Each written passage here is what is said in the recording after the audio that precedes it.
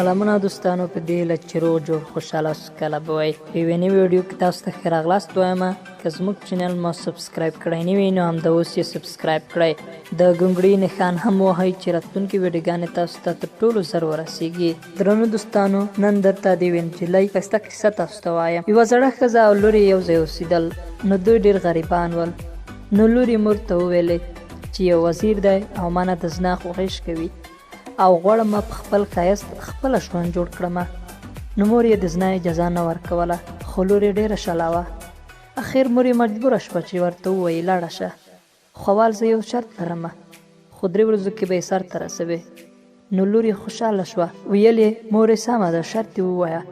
مور یې ورته وویلې چې د وزیر نه بلکې د صدراعظم کور ته لاړه شه، او چې کله د صدراعظم له کوره راووته نو ته ځان په ذوب واچوه، بیا ماته احوال راوړه.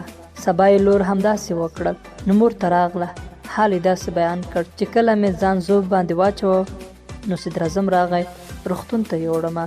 مور یې وویل سبا بیا دا کار وکړه. سبا لور بیا مور ته راغله، ورته یې وویل چې نن خپل ساتونکي راولېږل، د صدراعظم جګه نه کړه. مور بیا ورته وویل 3مه ورځ بیا دا کار وکړه. په 3مه ورځ نجلۍ خپل مور ته راغله او ژاړي چې هیڅ جګه نه کړه. نو مور یې ورته وویلې چې د زناکارې همدا حال وي، اول د وزیر خوښوي، وروسته په ستونکو سره به یې اوسې او بیا به د ستونکي هم په کیسه کې نه وي.